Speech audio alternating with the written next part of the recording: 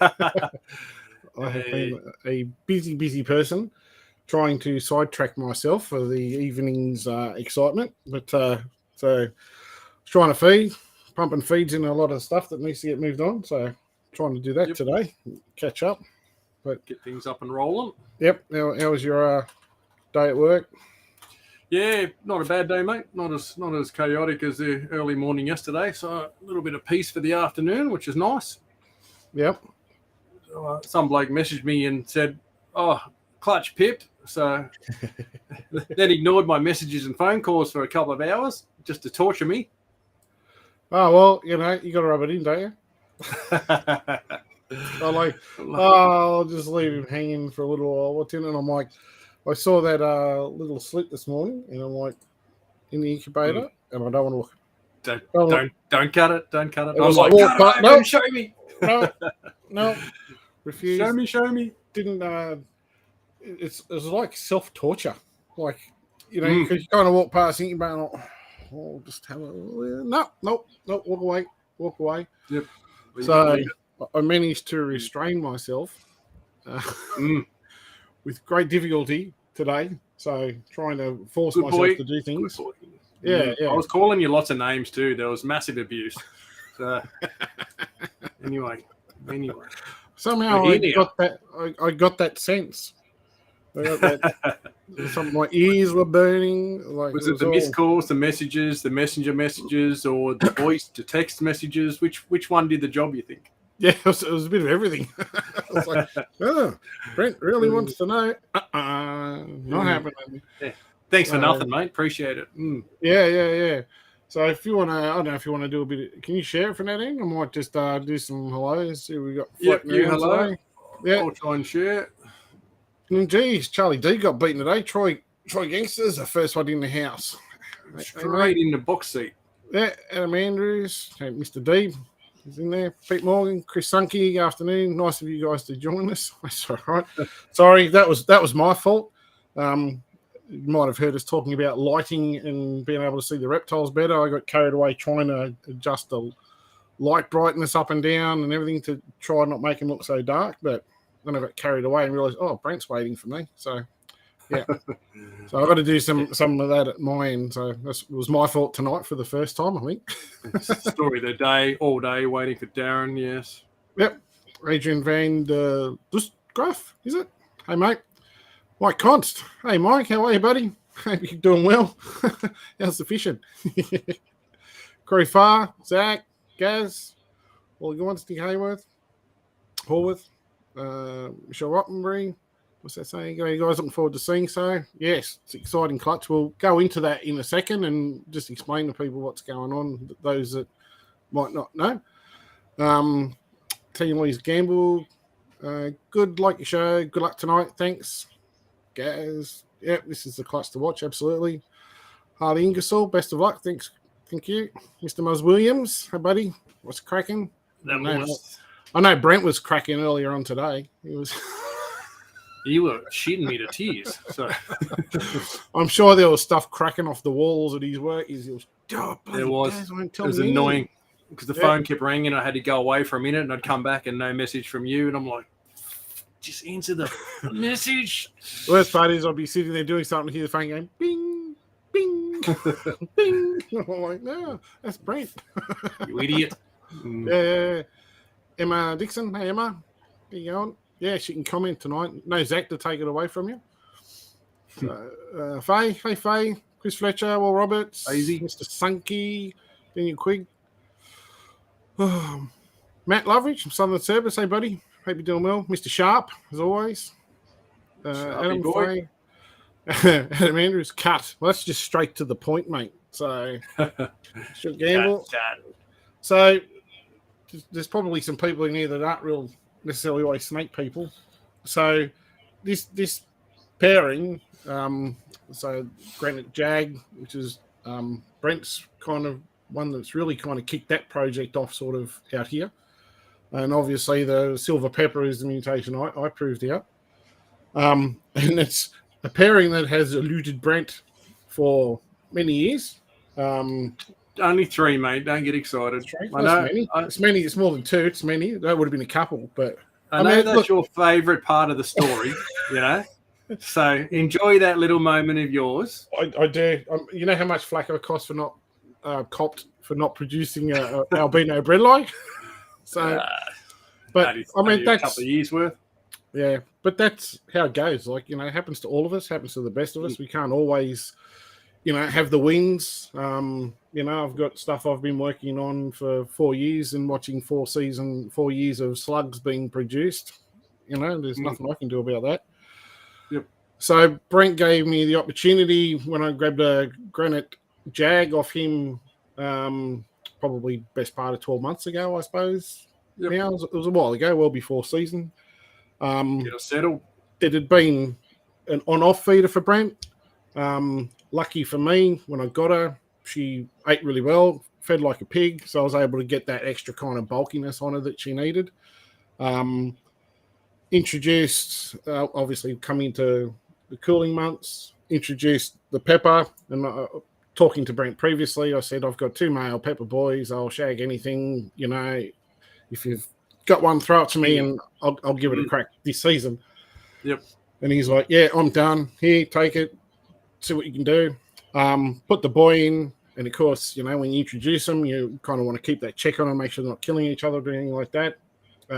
Went in. Obviously, if you've seen the post, you would have seen the photos. So the boy was spurring the girl straight away. I probably should have videoed it, but I just took a photo. So I shut the drawer, walked away, knowing that there's nothing really too much to stress about. A couple of hours later, walked back in, just to have a bit of a check, see how they're going, and they were locked up solid. And almost like clockwork. It was literally, mate, ovulate, pre-lay, shed, like just everything just went bang, bang, bang, bang, bang, all in the standard time frame. I wasn't there waiting, going, oh, geez, it's been, 5 weeks now. We've had 4 lockups. Female hasn't done anything. It was all like, mate, ovulate, pre-lay, shed, drop a clutch, the whole lot. So as far as we know, this is the only pairing ever been made between Granite and Pepper. There's been a lot of speculation in the past with people saying, oh, it's the same thing. Funny how all those people own granites. Saying the same thing. And there is a similarity for sure. There's, isn't there? I mean, like, they both got that broken up speckle pattern on them. To a degree. But when you at first glimpse, you can go, oh, yeah, I can see a similarity. But when you put them side by side, when you look closer at the details, there's actually quite a bit of difference, which led us to believe fairly confidently that they're not the same. But it needs to be proven. We say that to everybody.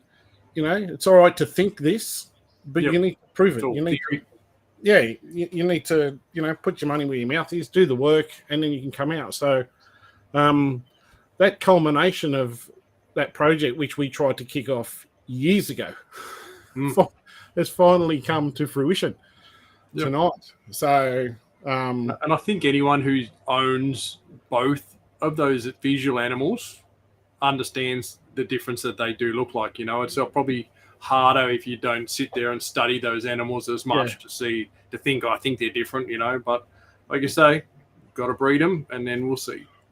Yeah. So I suppose we may as well just get into it, eh? Let's do it, mate. Let's do it. We waited a few years for the moment, so. And I've been hanging all day. So it annoyed me all day, so finally. Well, I've just brought them out and I've hidden 3. I'm going to be honest here. I've hidden 3. They've all just butted their heads out. But I'm not going to spoil anything. I'm not going to say a word. We're just going to see what is on the screen. And we'll just change this around. Excellent. There we go. How many was in this clutch? It was a decent sized clutch too, wasn't it? 3, 4, 5, 6, 7, 8, 9, 10, 11, 12, 13, 14, 15, 16. And there was big enough sample. Yeah, 1 slug and 2 eggs went off. So if you actually go back and look at the photos of her beside the clutch, there's 2 eggs that are separate and 1 slug under one side. Obviously, that was in the bin. And those other 2 eggs that were kind of separate, everything else almost. Yep. They went off. Yep. So knows best. Yep. So they got binned. Off they went. And here's what we got left over. So let's just get in with it. What should we be looking at, mate? Because I had a couple of people message me today, but obviously not everyone's right up on the genetic side of it. And people were saying to me, what's the possible outcomes? What's the outcome that you want? And what could we see?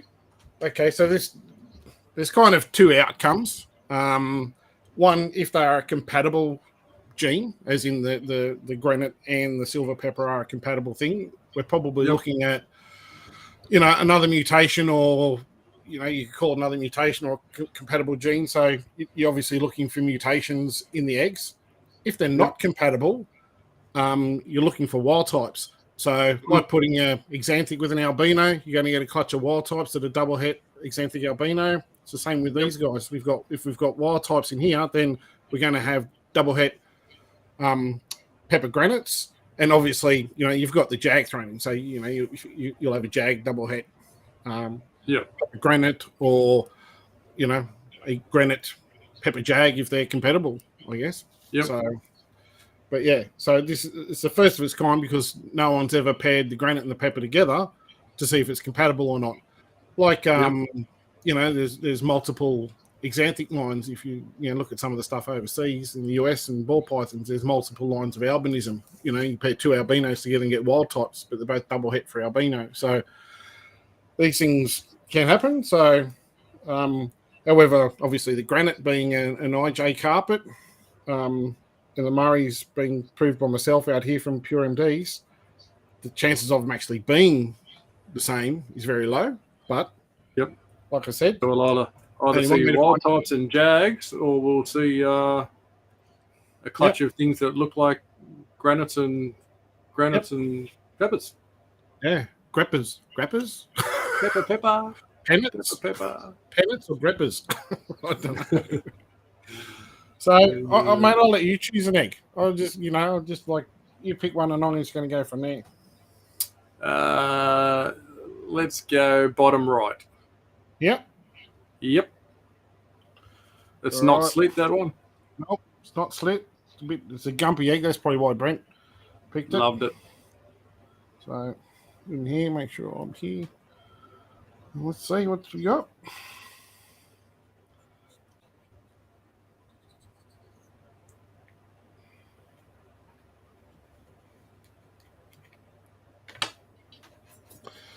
Scissors. Let's get a bit of paper there, because it's a little bit wet, this one. And that is a wildie. Wild. That is a wildie. Is his head just here? There we go. Look at that. It's looking a bit darker than what it is. That's why I was trying to get the light to try to see if I could get it to focus a little bit better on the animal rather than... Yep, I can see it there, a bit away from the camera a bit. It's very reflective, isn't it? But definitely a wild type. That's the key part we were looking for. Yeah, that's it. Very cool. So there's one wildie. So that which is pretty much proves it. That they're not going to work. They're not the same morph sitting on the same DNA chain. Nope. So I'll grab this one because he's just sitting right here at the tip of the egg right there. You can just see the tip of his head just poking in, a little tongue flick. These little... Right. Oh, well, it was right there. Oh, I got that there.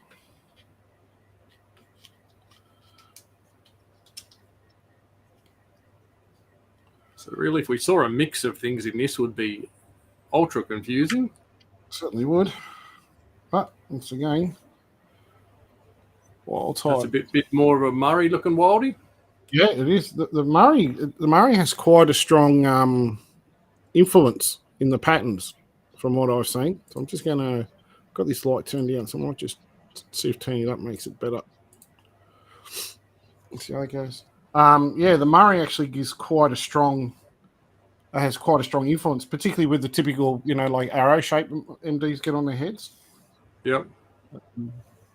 Okay, quite see, but it's quite dark. This one, very nice, like dark grey and black. That's another interesting thing. It's probably the first time MD and kind of mixed IJ has been together as well. Yep, there wouldn't be many people out there mixing those lines, certainly in Australia. Yeah, and I doubt many overseas with MDs would be wanting to mix that up either. Yeah. You know, like I know they don't always have the greatest success with MDs over there. Yep. All right. Let's grab this one. Well, it's kind of proving out what we've always suspected, but there's no debate now. No, mate, that's what it takes. These things need to be proven out, and I guess down the track that gives us the option to work with. No, nice Jag, is it? Yeah. Gives us the option to work with trying to hit that 1 in 16 double visual later on. Yeah. So that'll be the next interesting part of what does a granite silver pepper look like, and granite silver pepper jags. Absolutely. That granite jag I sent you is Poss head albino too. Just add something else in that could come later on too. But so you're saying I need an albino 100% head granite off you? I've probably got one here, yes. Just to prove things out. Yep. It'd be good to prove her out with something next year, just so we know whether that's in the mix or not. Yeah. It's interesting. I don't know if you can actually pick it up on this so much, but I always talk about how the MDs have that different sort of coloured head with all the mutation stuff. They kind of still have you can see that on there, that bluey tip between the eyes. If you look at the back of the head behind the eye, you can see the colour there compared to the neck colour is totally different. I don't know if it's showing up very well on the camera. Yeah, it was. Stay back where you were. But spot on there. So you already see that MD influence in this like a little blush line. Yeah, I know. Go on, back in there, mate. It's very pretty how you put that makeup on them before they come out of the egg, mate. Yeah, you know how long it takes? Oh, that's Jag. So finding makeup to stick on all the albumin in the egg is a bit of fun. It tends to just slime right off. Hours of work. Yeah, I guess we've never been so happy to see wild types, I suppose. Yeah. I think so. I like the fact that they are not compatible. They are different, which I've always said and I've always believed. So it's nice, it allows for another combination in the hobby, something different for other people to work towards. Yep, absolutely. You can see that again in the side of the head there. I don't know if it's picking it up. Yep, definitely. And Darren Boswell saying, wouldn't granite and silver pepper kind of cancel each other out? Or that's not necessarily. I guess the part that we wanted to prove they're not the same. But when you see the animals side by side, solid black eyes on the silver peppers down the back end of the peppers quite often have that thin line of striping, and the pattern is, I guess, a lot more thinner exploded all over a silver pepper, where the granite stuff's a lot tighter exploded pattern, where almost every scale is a different color. So the granite pattern always seems to be consistent. Yep. Whereas there's quite a bit of variation in some of the pepper patterns. Yes. So, and no, just because they have similar traits doesn't mean, your word stays that they'll cancel each other out. I mean, who knows what it'll do? Could explode the pattern more. Might not. Like, I don't know. And I guess that's the fun and the exciting part of when you bring something new that no one's ever seen before. It's like, I don't know. You could be right, mate. It could be completely different. Could be nothing. Yep. I mean, imagine, I always think of the first person who paired up two zebras together and got a super zebra and went, hang on a minute, what have I done here? It's when you start mixing some of the genes, bringing stuff back to each other, it can unlock some mysteries. You look at the ball python morphs, they've had a lot of abnormalities pop up, when it wasn't really an expected outcome. Set up. Some of these almost have an exanthic tinge to them. Yeah, which would be the influence in them, I'm sure.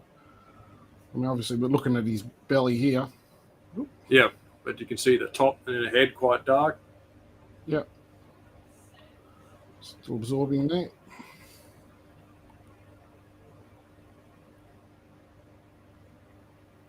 Very nice. Cool.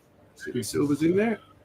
Is there any questions popping in through there, mate? Or yeah, they're trickling in, mate. Jared Sharp, my first granite he had 10 years ago. Shiny slow dart, had full black eyes. Yep, black eyes. I think seems to be a bit of a trait that's seemingly coming through in almost all silver peppers at this stage. One's necessarily seemingly like it's tied in with that morph.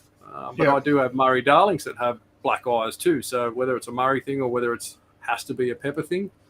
Like I say, I think it's almost like I guess a genetic link, so to speak, like a sex link and stuff like that. So they all seem to have it, but just because they have it doesn't mean that's what it is. Obviously, it's got to have the pattern because that's what defines what a silver pepper is. If it looks like a wild type MD, I mean, I've got some here that, and because that's another unanswered, unexplained question within the line itself.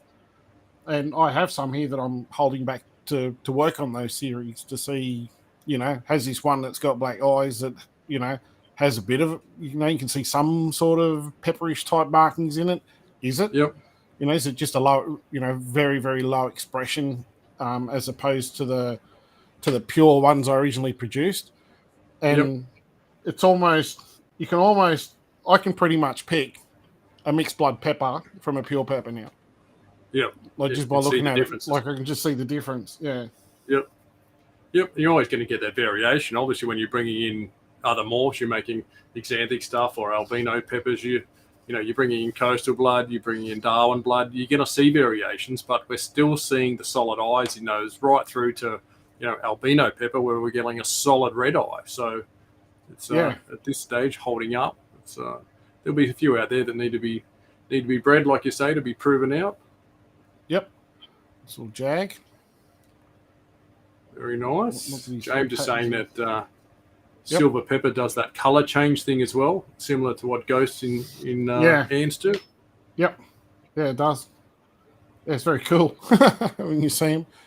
Different. It's handy when you got the camera, your phone with you, because when they do that, they look just stunning. Yep. Beautiful night glare. Yeah. Little jag. So Adrian's saying, can you explain what's been proven by all these being wild type? What it's proving is that the silver pepper gene, recessive trait, and the granite recessive trait are not compatible. So we've basically paired two different genetic mutations together and made double hets. As I said earlier, it's like putting albino and granite together, albino and pepper together. This is the same thing. They're no longer now proven to not be compatible, whereas there were some people lurking around going, oh, it's the same thing, mate, just buy my granites. But no, they're not. They're different. So these now being all wild type and our wild type double het pepper granites. So down the track, when we get these up to size and breed these together, we'll hopefully still be doing these shows and, hopefully cutting what could potentially hold the world's first granite pepper, or even a granite pepper jag, as you said before, Brent. Yep, could be anything. So each of these different type morphs, they all live on a DNA chain, and they all sit on what's called a locus point. So, xanthism, albinism, whatever makes silver peppers and granites, they sit on different points of this locus. So basically all we've done is prove that, the granite gene sits somewhere else on a different locus point to what the pepper does. So like Daz said, they're not on the same locus point. So they are a totally different morph and will not work directly with each other until you got to make those double hets and then hit the 1 in 16 to get the double visual. But it will be a double visual. We should be able to visually see, the granite and the pepper in something that is carrying both of the genes. Yeah, this guy's like, I'm ready to come out. Get back in there, dude. Yep. Little jag.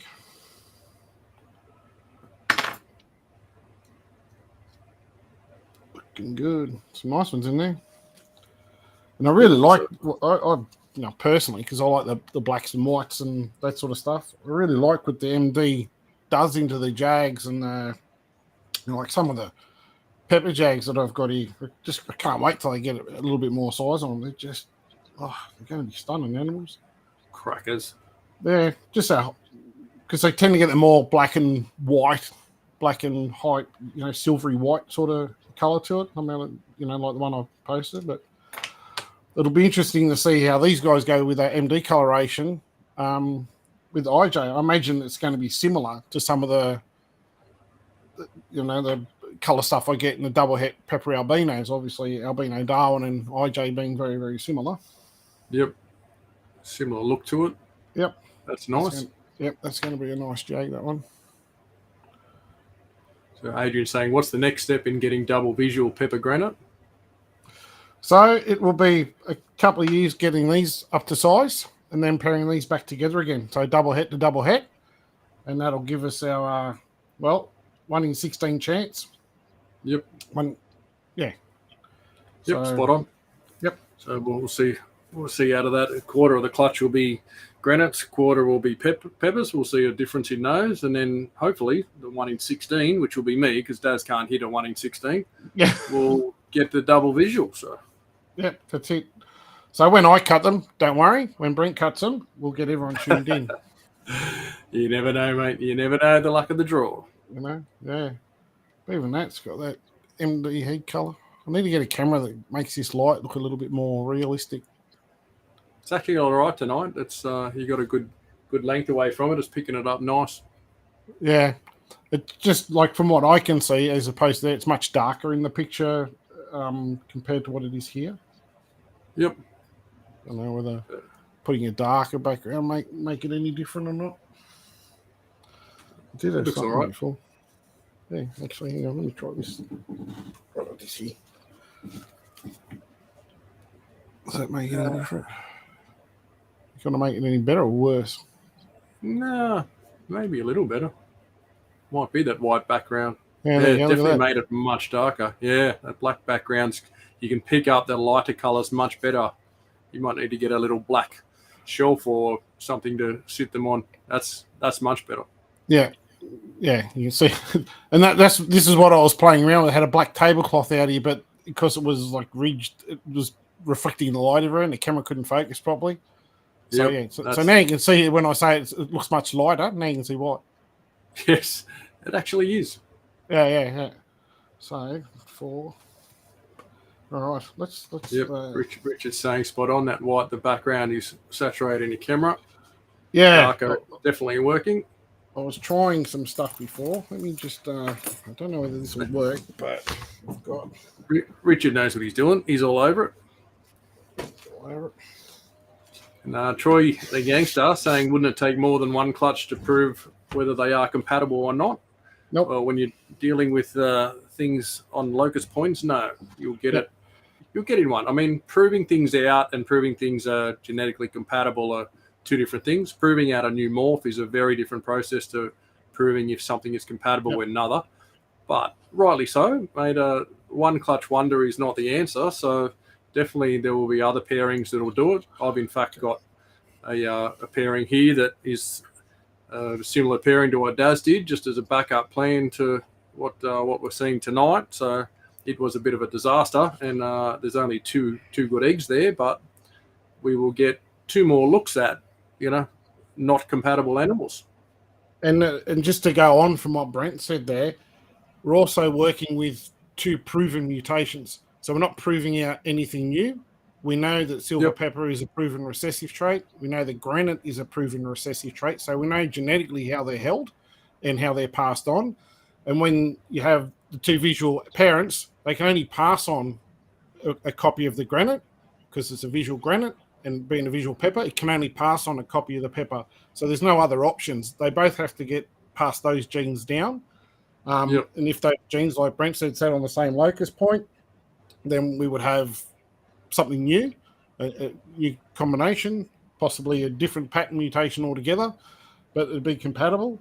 But because they're wild type, it means they're not compatible. So no. So we've got one granite allele one pepper allele and sitting in different places do nothing.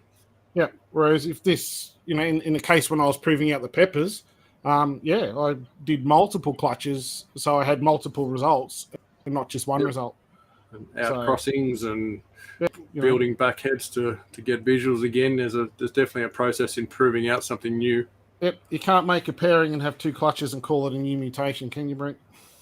Definitely not. We've seen it many a time before. Samuel saying, have we any predictions on what granite pepper would look like? Nobody knows, mate. Good question. We don't know exactly, even more sporadic, checking almost patternless like Super Zebra. We'll find out in a few years, mate. We can guess, we can look at the granite thing with black eyes and a bit more striping in a tail, maybe more exploded pattern, maybe less exploded. It's granite tends to explode everything, so it could explode the already exploded pepper pattern. And have a double explosion. Wham, bam. Thank you, ma'am. That could be the winner. Yep. So we just don't know. So we'll find out. They could be very well blended together, much like you see in zebra granites, where it can be a little bit hard to pick, but once you sort of see the differences, it's noticeable. If you can visually see it in there, it works. It's what makes it exciting, knowing that we've now got to get these feeding, and then we'll spend the next 2.5 years getting them up to size, and pairing them, and then hoping you hit the odds. Just because you pair them, how many times have we said it? Just because you pair something doesn't mean you're going to hit it. It's 1 in 16, but it might take you 100 eggs before you see the first one, and then you get 5 of them. You never know. Any egg can be the magic, so it's just a matter of time of more eggs, and yes, the more eggs you get, the closer back to the ratios you get eventually, but you can go a long time without getting the magic. That's looking much better now without is. that white in the background. Where was Richard last week telling you how to set this up? Yeah. That looks good. Much better. Tony Hall saying, the theory with the double visual, whether one will be more dominant than the other. We don't know, mate. We don't know. Granite shows up in everything that it's mixed into, and so far there's definitely visual differences in stuff with pepper. Pepper jags, albino peppers. We're seeing the morph hold up. It's not getting washed out by anything else as yet. So who knows which will be stronger when paired together. Yeah, well, it's now another couple of years of theorizing. I mean, I had many years of it from when I first hatched out the pepper. And the very first one hatched out in 07, and everybody had their 2 cents worth, which was fine. We've got to take it all on board. How else do we learn? And I listen to everyone. There was never anything offensive. People go, I don't mean to be offended, but what if you're wrong? What if it's this? I'm like, well, you might be right. I don't know, but from what I've seen, it points in this direction. So, but over time as we go along, do the work. You got to do the work. Yep. No point getting upset because someone doesn't agree with what you believe in. Yep. You got to see it from their point of view and then work it out. Yep. Like even with these things, we've thought since day dot that they're not the same, but the proof is in the pudding, and here it is. There you go. There's no question now, no doubt. Yep, beautiful. Cool. Yeah. Darren Boswell saying a good example is the 2 different lines of 2+ in Antaresia. Those two aren't compatible. Definitely not. There's several things out there, especially in ball pythons, and there's different forms of albinism, several lines that aren't compatible either, so you can get double head albinos in certain things. Yep. In exanthism as well, in some of the balls. Yep. Same scenario. Corey Fast says they might be patternless. They may well be, mate. That would be different. And that's the thing. It's let your imagination run wild, because who knows? Like we don't know. It could be anything.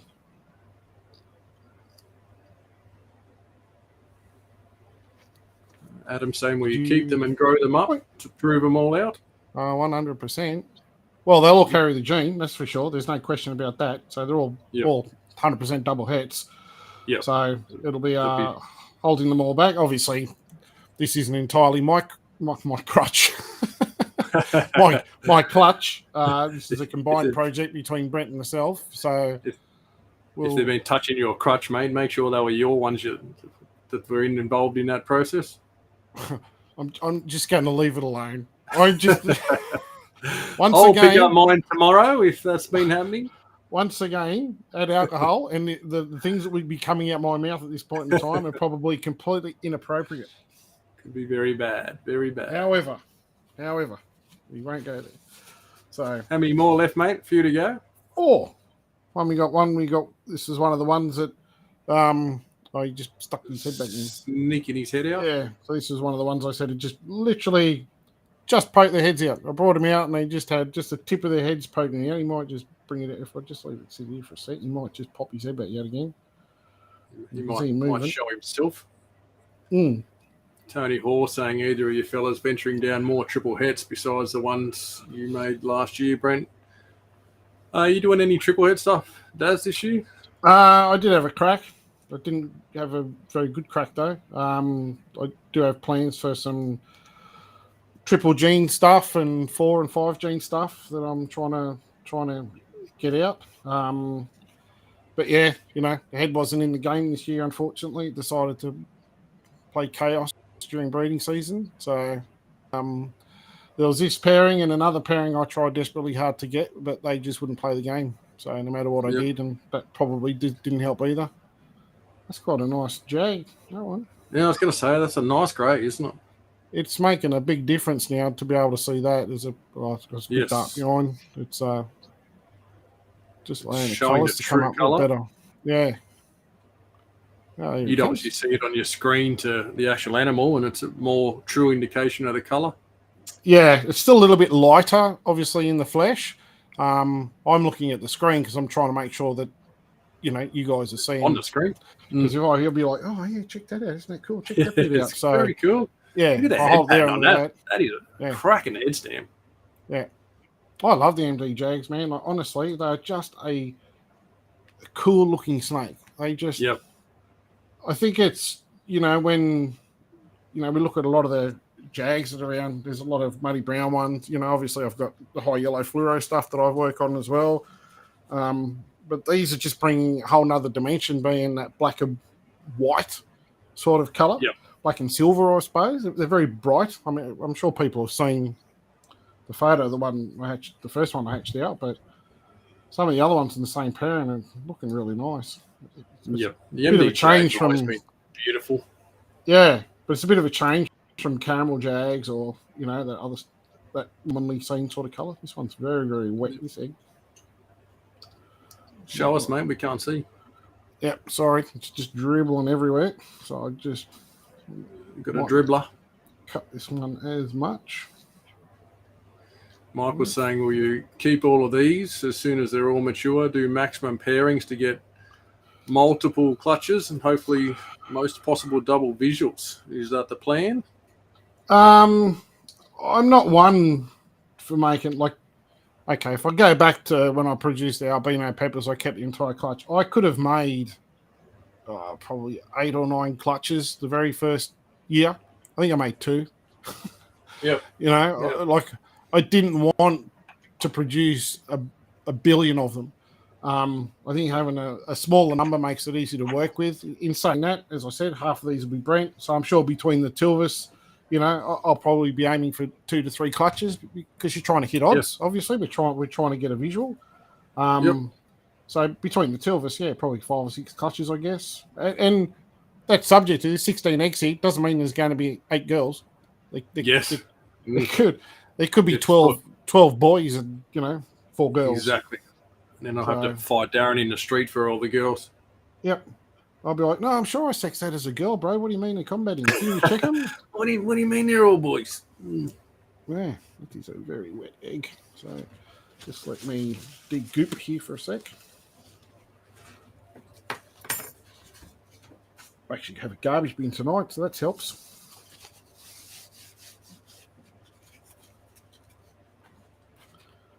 All right, so we're down to the last couple. Yeah. Oh, one more. There's this one here to go. So I might actually do that one. Just because it's a Brent special. Yes. Ugly ones. Love Like it. Yes, Tony, the pairing I actually tried here was an albino granite to a silver pepper. So they will be triple hets, the couple of surviving eggs out of those if they go the distance. 2 good ones laid. There was a massive bunch of slugs, and the 2 have held up pretty good. They're tracking along quite well, due in a couple of weeks. So we'll get another, and that'll be a good, I guess, totally different pairing, completely different animals to what Darren used over there. So unrelated, far, far apart. So yep, that's nice. Although the peppers have some base foundation of relationships here with what I have. Yep. But still outcrossed.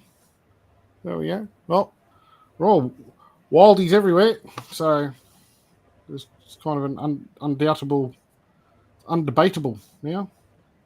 Yep. Richard's saying find something with matte black finish for the next video. They will show up better without the reflection. It's the gloss that's killing you. It's all I've got around here that's kind of black. I just didn't have anything, Yep. I've got, Yep. Well, put it this way, I want to use something. Right? Yeah, I don't want to use something that's going to get egg goop all over it and soak into it and then have a mess and a stink.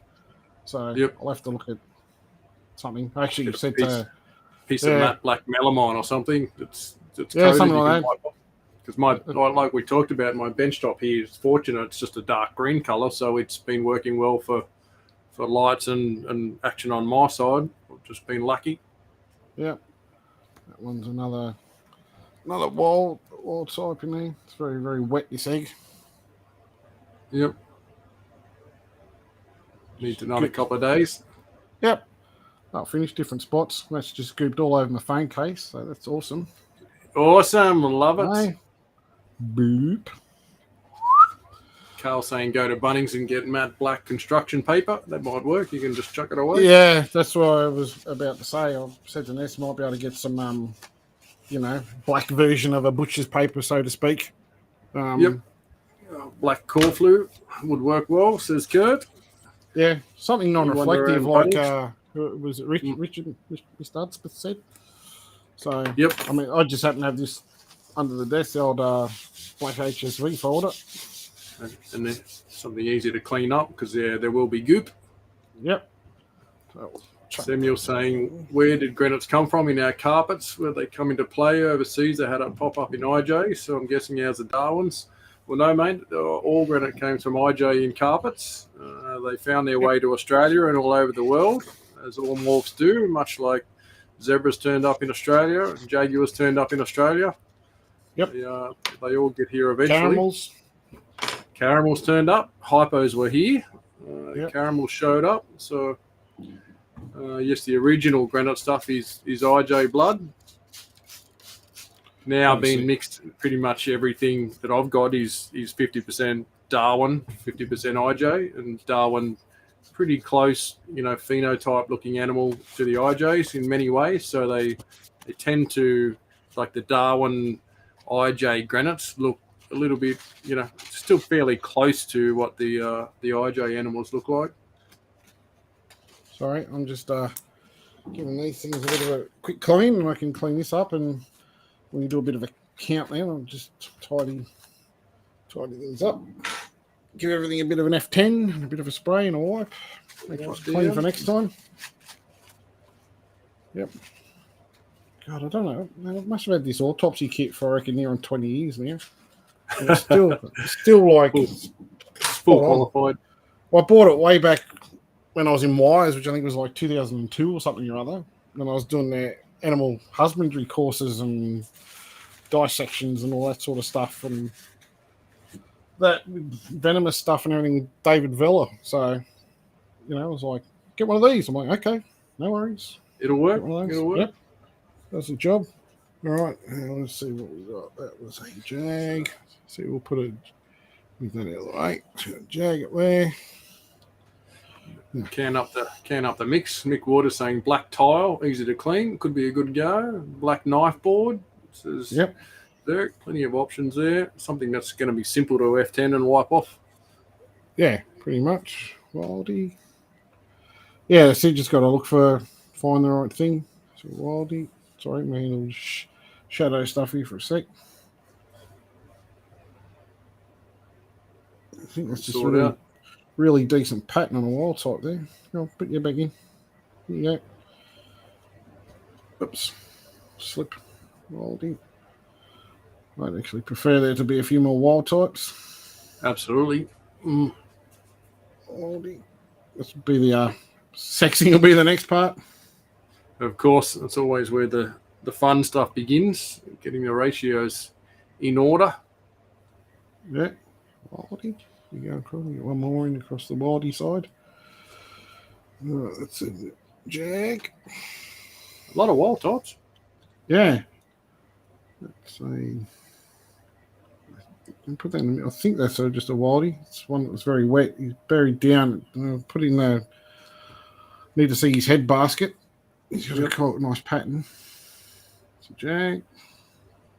So Tony Hall saying, do you dwell in holding snakes that may be 100% het for one thing, but only 50% het for another morph, and take the chance to prove out that the 50% out?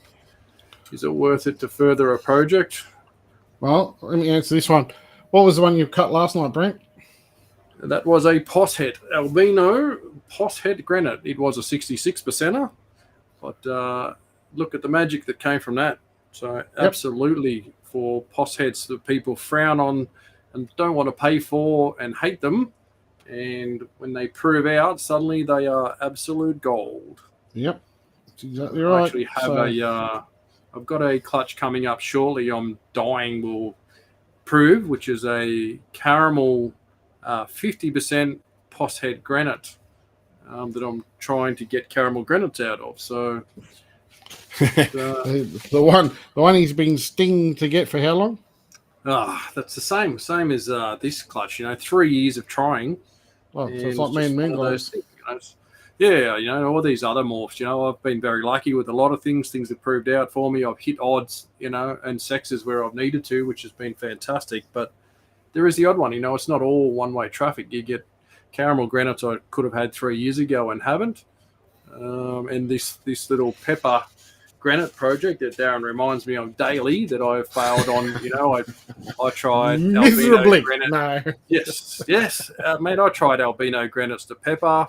I tried granite to pepper. I tried a pepper to a granite pepper to an albino granite. I've tried it with different males, different females, different pairings. I would have tried 5 different ways and not got it done. I've been rushing using young boys and then try a different young boy the next year, and that was half the problem. It was, if I'd sat down and took my time and just did the repeat same pairing for 3 years, probably would have got it done. But you just get into a frantic mess and start, try this boy, try that boy, because that one's useless, and yeah, the pepper boys don't tend to fire so young, so that was a mistake.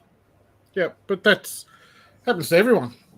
It's heaps of people have the same thing, have struggles, and they like the amount of time you see, I can't get in the breed, you have them, and you go bang, pop a clutch out, or you do it to someone else. They take these, see if you have any luck, and they take them, bang, new clutch. I've got stuff here that have been in like 15 different enclosures, different setups, everything, and I still haven't been able to crack yet.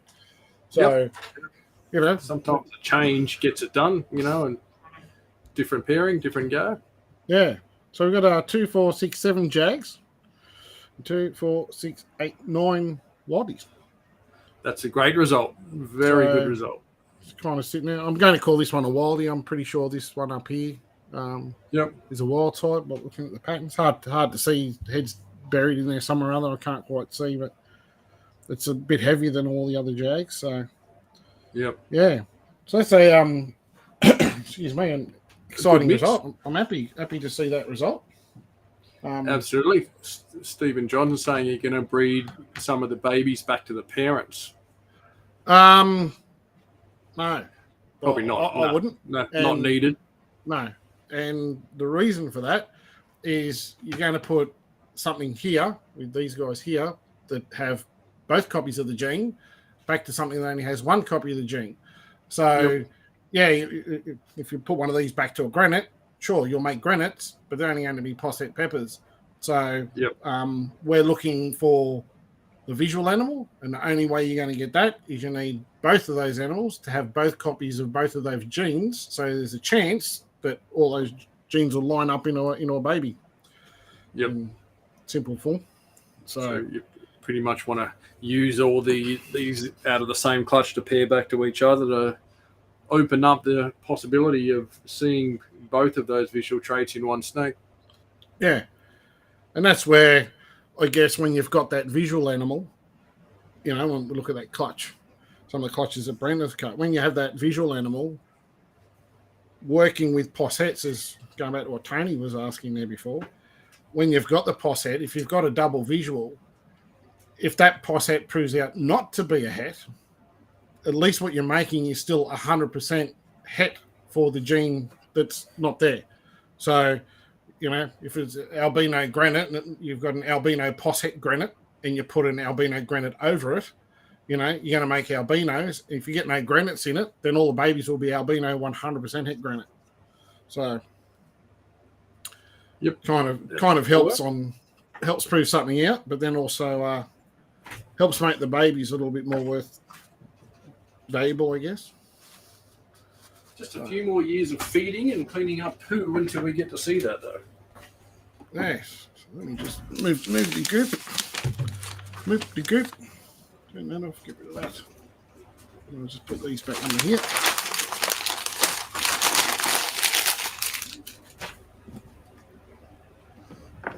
There we go. All neat and tidy. Very good. All aboard. Now we can shuffle this around. There we go, mates. That's exciting. Done, proven. On to the next stage of the plan, which is pairing these things back together.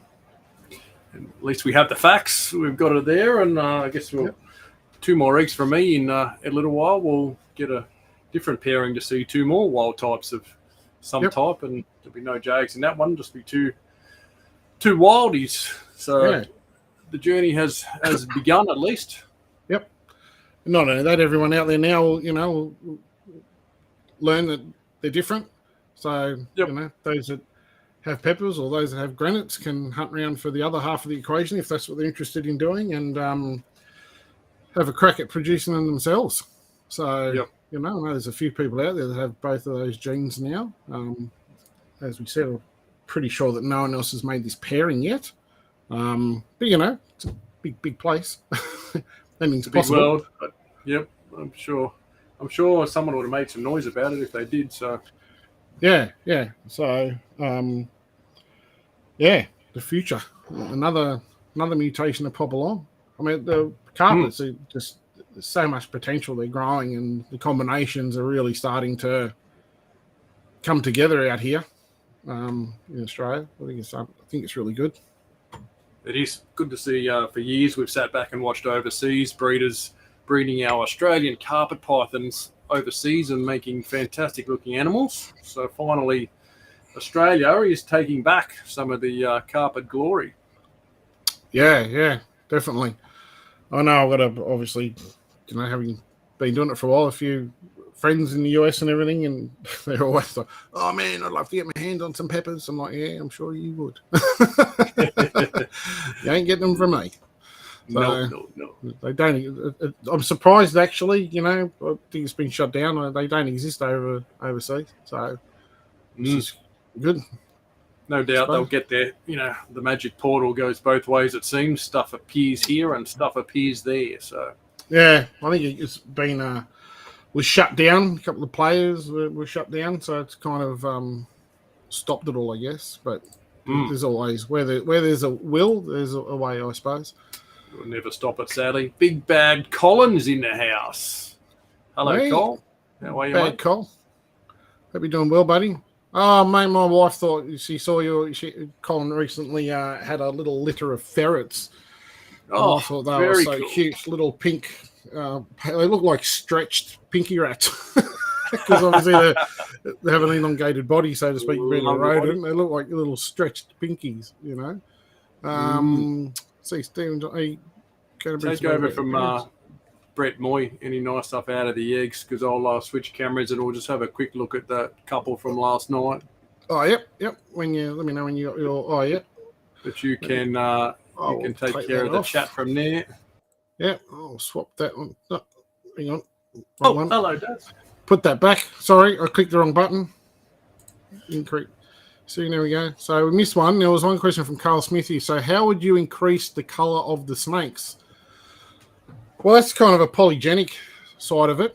So it depends on the colour and where you want to take it. So if you wanted to increase yellows in it, you could introduce jungle blood, black and whites. You could look at, gelatin or Cape Tribulation type jungles for black and white type stuff. So there's plenty of options around. Once you if you're working with mutations like this sort of stuff, and we'll look at this clutch that Brent has.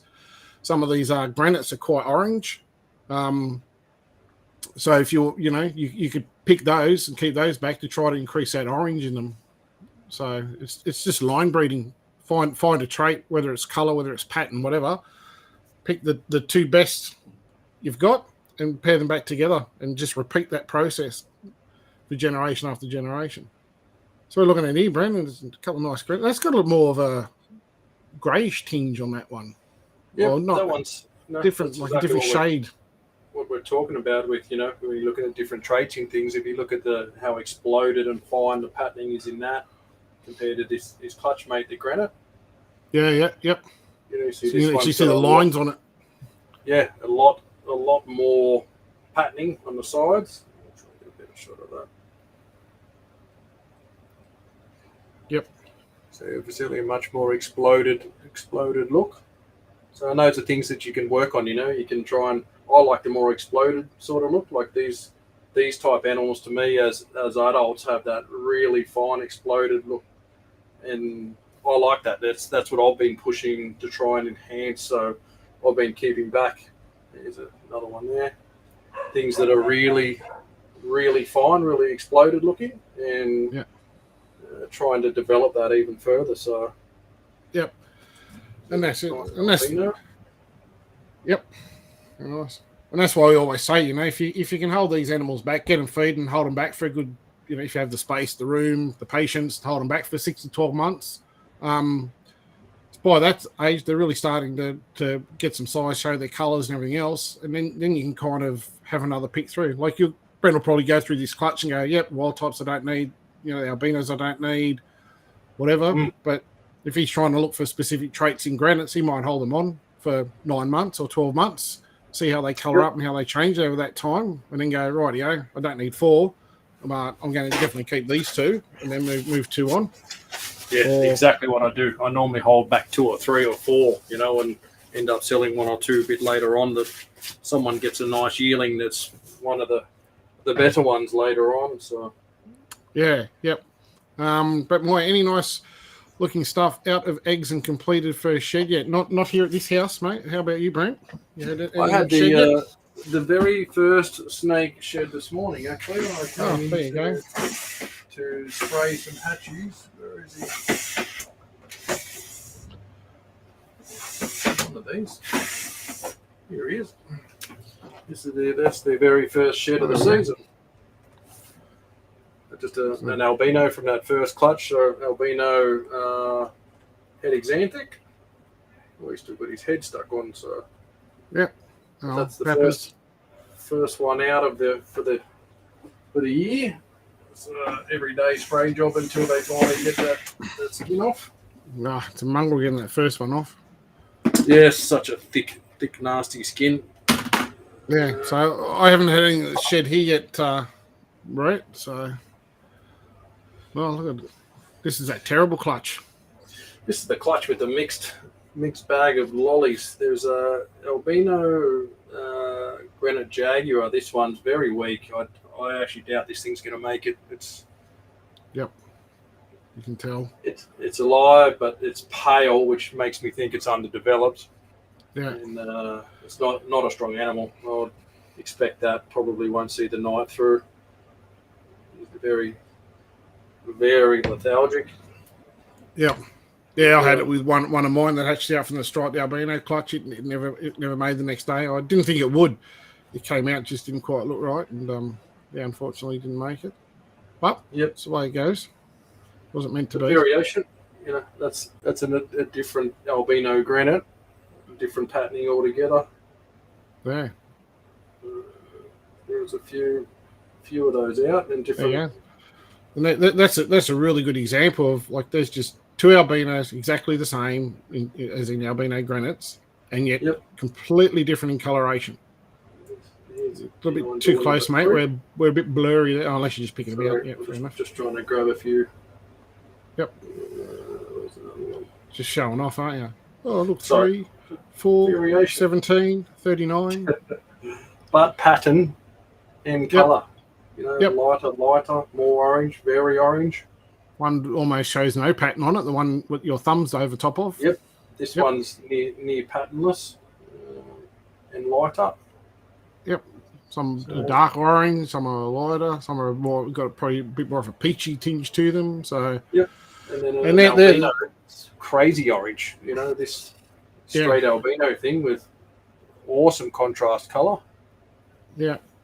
I don't know what's going on with that. That's just a insane colour orange on the head. If you look around the head colour, that is beautiful. Nice. Yeah, stunning. And that's why you hold these things back. They'll look totally different in 6 or 9 months, and that's why. But straight out of the egg, if you're looking to work on a different colour or pattern or something like that, you can see it as an ideal clutch to look at. With the amount of albinos and the amount of variation, polygenic variation in the albinism in them. So, and the pattern, I guess, with the granite side of stuff. So makes it all fun being able to take a line and take it in a direction you want to steer it to. Isn't that right, Brent? Yeah. Working those polygenics into, recessive traits. So I remember you did a talk on it at one of the Herb Society meetings at Penrith or somewhere years ago about working recessive stuff, but taking polygenic factors in all of them and developing them further. So yeah, well, even back then that was a topic, because obviously working with genetics was quite a new thing to a lot of people, but a lot of people didn't have an understanding of polygenics. Yep. So the main reason for doing that talk was to try to help people have an understanding, because there's so many mutations in a polygenic sense within a mutation. And as I said in that talk, you look at albino Darwins. Back then there was more pure albino Darwins, but there were striped ones and banded ones and, all different high variations. Yellow, high whites. High contrast. Yep.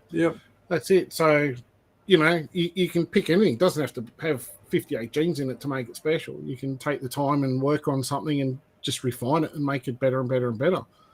Yeah. So it's an individual choice that's easily done. It just takes a long time. Yeah, definitely. Chris Sankey, awesome work, Daz. Can't wait to see the outcome in a few years. Definitely, mate. It's another exciting project to kick along.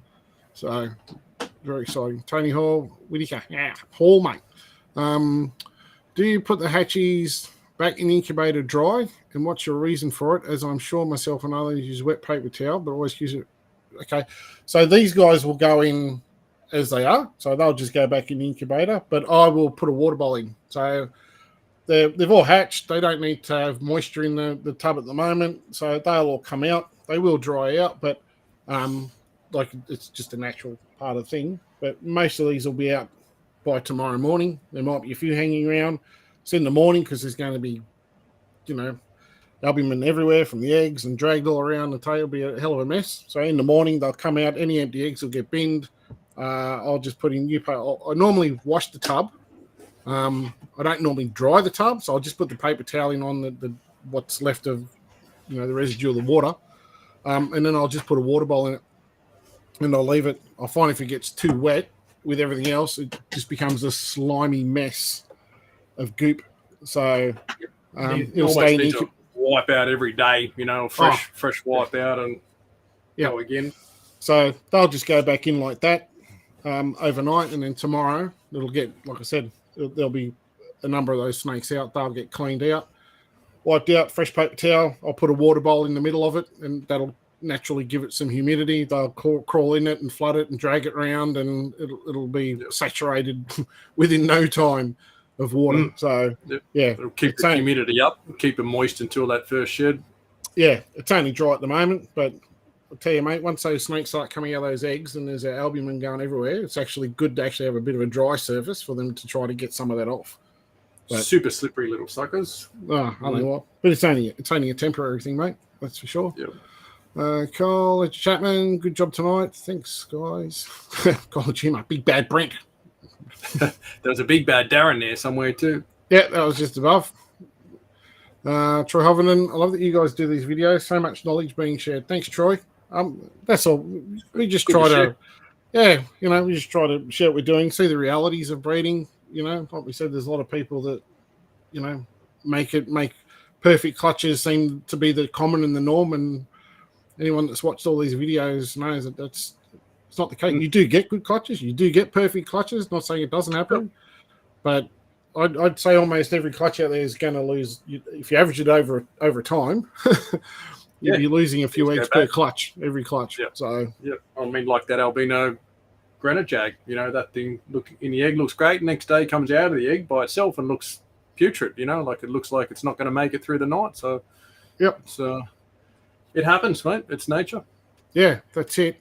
So, and on the flip side of that too, like with you guys asking questions, sometimes there's something will pop up and I'm like, oh, I'm not sure about that. We'll ask Brent or we'll check it out later. So, we learn stuff as well. So it's good for us too. So, I always say, the minute you think you know it all, it's the day you stop learning, and you may as well just leave the hobby then. Shut up, sure. Yeah, mate, I've been doing it for a long time, and I still learn stuff. And that's what keeps it interesting, I think. I don't know how you find it, Brent, but it's keeping it interesting. Sharon Harris, late to the party, but hello, guys. Hey, Sharon, how are you going? Katie's still asking which one of those is hers, mate. All of them, apparently. All of them. Send them to me. Send me mine. I fed my new snake today, Darren. I forgot to send you a picture and all. So very good. Fed it a gigantic rat. I just thought, try this out for size. It had fur on it and everything, and in the hole it went. So good start for let them settle in for a week like I tell everybody. I let it settle in for a day and fed it, and game on. It's funny. I did the same. Except one of yours didn't feed. There you go. Yeah. But that's because it's in shed. It's coming into one of the girls that coming and was like, offer to, and was like carrying on. I'm like, let me have a bit of look, pulled out. I'm like, oh, you're coming in for a shed. Lazy eye. Yep. No, that one ain't. Yep. That was good stuff. Yeah, that we've called that Beyonce now. To your left, everything. To the left. Well, that was my daughter named it. Can we call it Beyonce? I'm like, why? She says, to the left. Yeah. Sorry, sidetracking. Well done. Yeah. Chris Fletcher, can you sex any of them yet, Brent? You can sex them at any time straight out of the egg. They are absolutely minimal resistance. Let me swap that camera back then, Yep. Now is actually the best time to sex animals, when they're fresh out of the egg and they're not, they don't have those muscle retention to hold back hemipenes. So we can see, I don't know if we can get that on camera. I'll try and get it a little bit out of focus. Get a poop.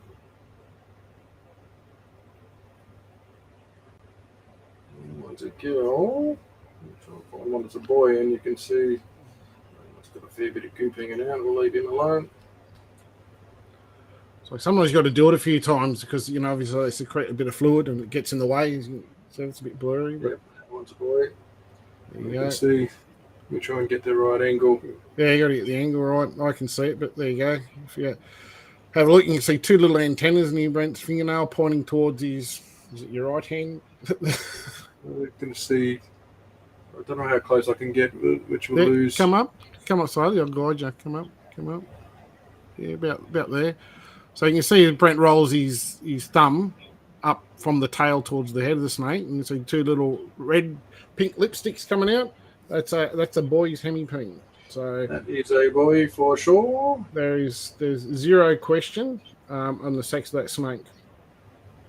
It is 100% guaranteed male. There you go. So once you get them out, they sort of come out a little easier after that. So yep. There's a little bit of practice to it, but once you kind of know what you're doing and what you're looking for, it becomes very easy. Yeah, you really just got to get that first one out. What's the pee everywhere? So there you go. Once you get the first one, you get the right amount of pressure.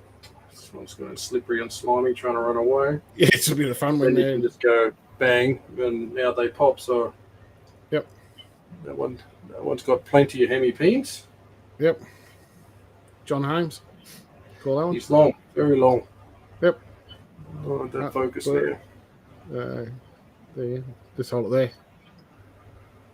But yeah, so that's the easiest way, and that's why at this age I prefer popping. For that reason, it's quick, it's simple. As you can see, the snake's not stressed at all. You're not trying to lube up a probe and stick it in them, sort of thing. It's far less intrusive. As they get bigger, I don't pop. I prefer the probing method. But at this age, I believe it's one of the safest, fastest, and easiest methods, and highly accurate methods of actually sexing a snake.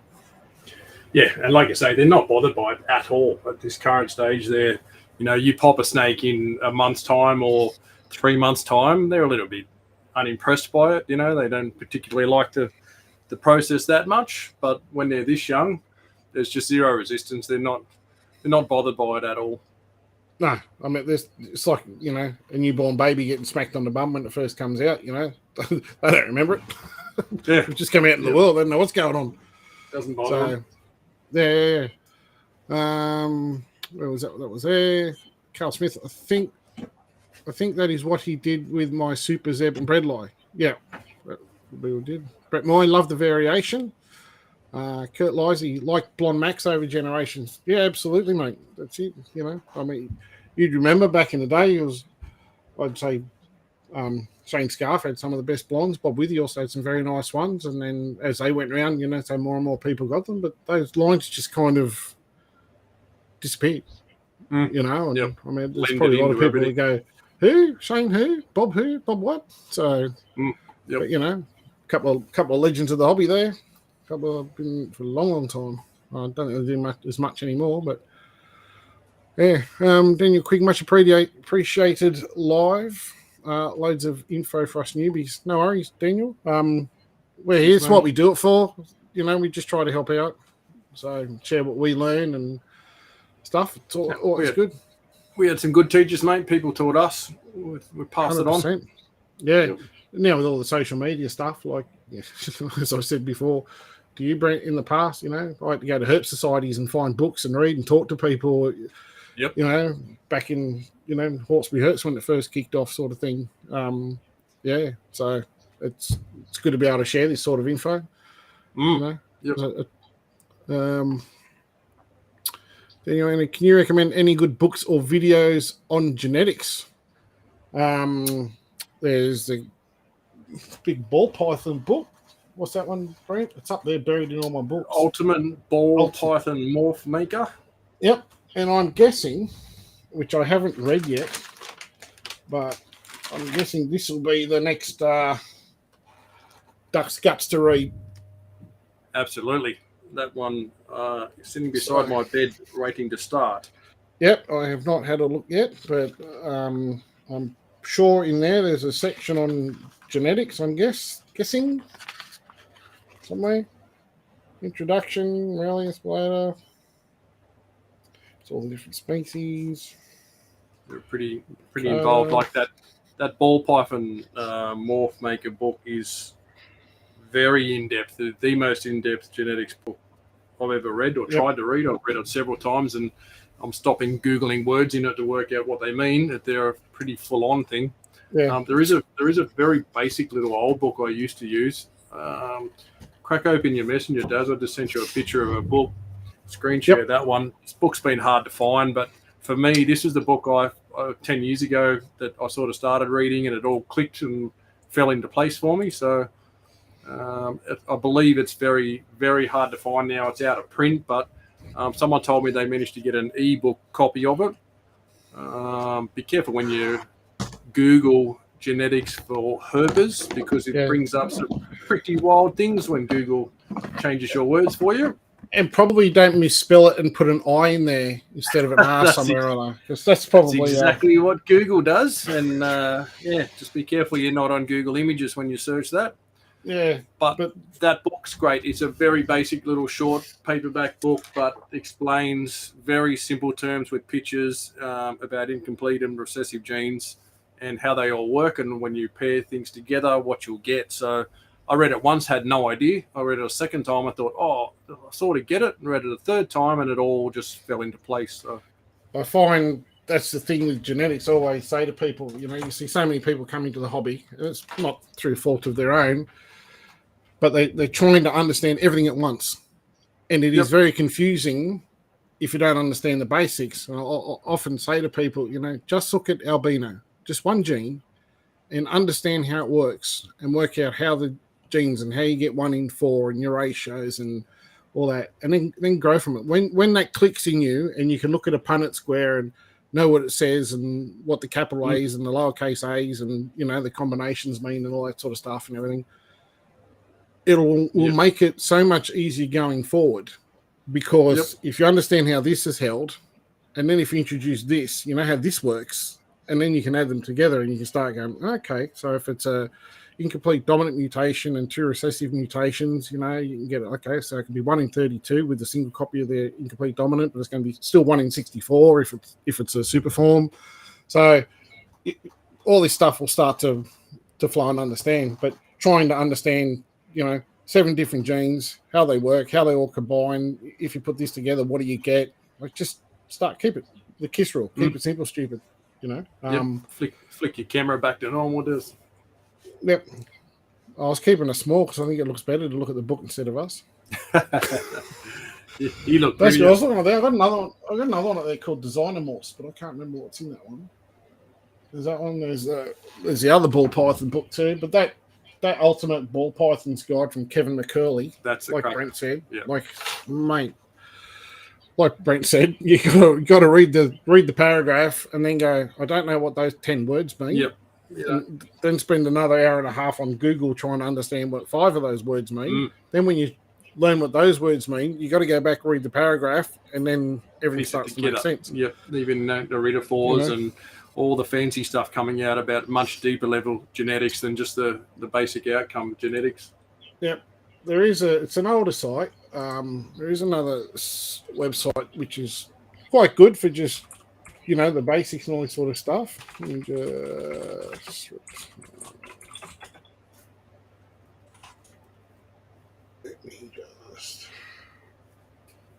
So this has tweak. Let me just link this. So this is a website. It was one I use and reference and tell people if they want to go and have a look at something. A little bit of depth. It's vmsherp.com. There we go. And he goes right through. So, there's probably the basics is all the same. There's probably some changed information, but genetics 101, multi-gene stuff, Punnett square explanations, right through, right up to quite in-depth type combinations. And then it'll go on to about chromatophores and, xanthophores, melanophores, iridophores, which cause your reflections in snakes. Some of the mutations that you can get, melanism, hypermelanism. So, yeah, I mean, that just, if you're not sure, it just gives you a good reptile-specific, basic kind of understanding of what stuff does.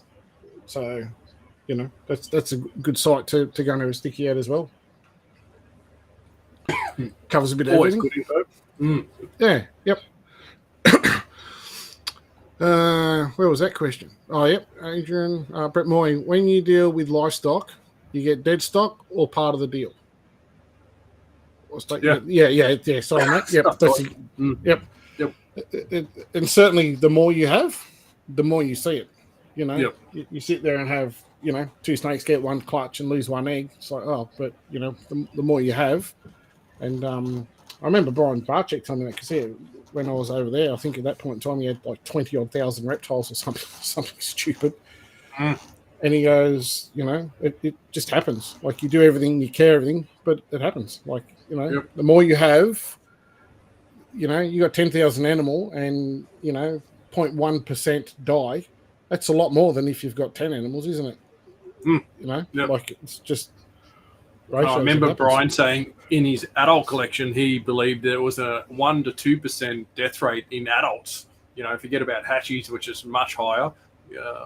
He was saying just through different things, cancers, lumps, bumps, enlarged hearts, organ failures, all the things that can go wrong with adults. He believes it to be between 1 and 2%, which is a lot, because, having 100 snakes, you're going to see 1 or 2 die every year, in your adults, which, I haven't seen it that high, but maybe it comes one year where you lose 3 or 4 or 5 or something, and it averages itself out. But it's certainly in hatches much higher, though. I think there'd be 3 to 5% of hatchies, excuse me, that hatch just don't make it. Yeah, well, that's for sure. And that's probably if you're not including slugs, eggs that go off, and everything else as well. It would be a higher rate than that. So, like, name a breeder that we don't know that hasn't had a clutch gone off. She laid slugs this year. Half the clutch went bad, the rest died. Got 5 good eggs, they're gone off. Like, just is, Yep, it happens. Fun times. Yep. Chris, fantastic view. Lee Ricky, tips for hatchies, first feed attempts. Get someone else to do it. That's a whole show, mate. That's a whole other show.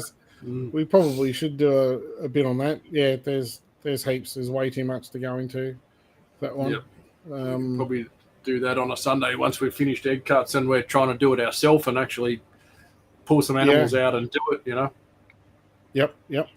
That's probably a better way to do it. Just first feed. Katie Gordon might want to add the bright red bits, not the white bits. Sexy. Ron Jeremy fathered that one. It was long hemis. That's it. What I miss? Julian Hutchin, what I miss? You missed proving that silver pepper and granites are not compatible and completely different genes. So in the future, it should be good. What's the Corey Farr? What's the next cutting video? I haven't looked. I don't have that much. What have you got, Brent? You're probably the one that's got a big list. I've got a reasonable list, it seems, and growing by the day where clutches just pop up randomly while my wife was cleaning today. But anyway, that Chimera clutch should be next, I think. It's a Ghost Jag to a Caramel Jag head Xanthic that the last couple of years has produced some pretty funky looking Chimera things. So not that they've done very well, but we'll try again. Seems weird that they continue to produce them. It's a weird thing that's not genetically reproducible once you have the visual animal, we believe. I don't think anyone's ever bred from one, but it'll breed as one or the other. So it'll be interesting to see what pops out this year, hoping to get something that's viable, a bit more wild type in it than of the Lucy Jag. Yeah, well, makes it all exciting, doesn't it, to see that stuff pop out? It's a shame some of those things are really spectacular looking creek. That one you hatched out last year was just amazing. Unfortunately, didn't survive, but still cool to see them. That is Trumpy's parents, Carl. Yes, spot on. Ryan Shepherd asks, Brent, how many clutches last year each? Last year, yeah. Last year you were king, Daz. How many did you do last year, Brent? How many did you do last season?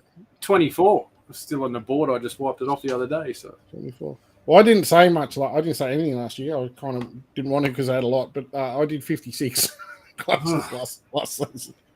Ouch. So yeah, ouch. It was a massive season. Had so many, and there was a lot of obviously shows that we didn't do. There was a lot of stuff, when you've got some normal wild type things hatching, going to be jungles or spotted pythons or something or other. So a lot of that stuff we didn't cut live. often you get those clutches. They pip in the morning. You come home and I got one pipping. You get home in the afternoon, and 3/4 of the snakes have come out in the day. So can't really show those sort of things. That would have been your biggest year. That was the record. That was my biggest year. Yeah, definitely. I think the year before was like 30, 38 or 39 or something like that. It's been in the 30 to 40s for, God, I don't know, 8 or 9 years. Something like that, I suppose. 10 years now, maybe, sort of thing. But yeah, last year I wanted to have a crack at a few things. So obviously a lot of things didn't work out. Which probably gave me the shits a bit this year. So this season I'm probably around 20 odd. So fairly quiet. My wife's actually now quite disappointed that she's only looking at one incubator. Yeah, not 3 incubators, and someone else is having this season. Bloody hell, rookie numbers, Daz. Rookie numbers, Daz. This will be the first time ever I will have bred more clutches than you have. This will be a role reversal this year. I'm not saying how many. And my wife could be watching. I'm already in trouble as it is, so we'll just move past that. I've got a snorkel here, so when the shit gets up this high, you can still breathe at least. Deep shit. Oh, it's the same. You don't want everyone knowing what you got coming. So, so that's that. Stephen Johnson, what's your opinion on breeding snakes with neuro? No problems whatsoever. It is what it is. Breeding them together does not increase it, doesn't make it any worse, doesn't make it any better. Each animal that is born, obviously that's through JAGs. They do everything they need to do. It's only us that makes them go, oh, you're a freak, you're a weirdo, or this, that, and the other. It's like a kid with Down syndrome. You know what I mean? Yep. Like just a lack of motor skills or balance. But they eat, they shit, they shed, they breed, they mate. Their neuro has no effect on the outcomes of the hatchlings. It is completely separate. It's not like the worse they get, the worse the babies become. It doesn't work that way. So in saying that, we don't, we obviously do have some JAGs in our collections, but we try to minimalize the amount that we work with. So, in this scenario here, what I say, with 2, 4, 6 JAGs, we might put if there's a male JAG in it, we might put that over one girl and try to get the granite pepper JAG, is one or 2 critters and leave it there. So once you kind of got those genes to work with, being an incomplete dominant mutation, it's passed on extremely quickly. So you don't need to pump big numbers of them at all. Once you've got that visual animal there, it's passed on, because obviously JAG is a visual het, so half the clutch will be JAGs when you pair them up. So, you agree, Brent?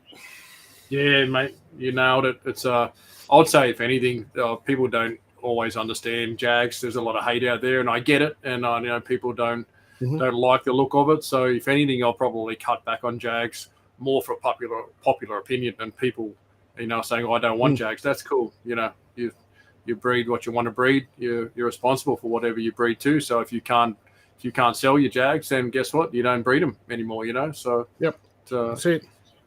But stunning, beautiful morph, all the same. When mixed into other combos, we see some stunning animals that are JAGs. And I've got perfect JAGs. I've got JAGs that are far from perfect. Far from perfect JAGs breed and make other perfect JAGs too. There's no pattern to it. So no, that's right. That's exactly right. And they do make some stunning ones. And it's funny, some people look at stuff and go, that's terrible. But I make, I obviously breed my fluoro JAGs. I didn't produce any this year. But normally I breed them every year. And mate, they're gone. People see, some of those high yellow, fluoro yellow, black and gold JAGs, and they're just stunning. Yep. People seem to go, oh, got to have one. And, I never, ever recommend them to anybody that's new to the hobby. So someone looking to get their first snake or a pet snake, and they go, oh, that's really cool. What's that? I'm like, that's a JAG. That's not for you. It's not, they're not a snake that you want to get out and play past your kids and do that sort of stuff. There's something that is really nice in a display tank or off the side in a drawer as a breeding animal. The less stress they have, the less neuro they show. Leave them alone and let them do their thing, and 99% are fine. So, Yep. it's like any rule, there's always an exception. Doesn't matter what it is. Yeah, So, definitely. Yep. And Corey Farr saying you're finding neuro is less common now.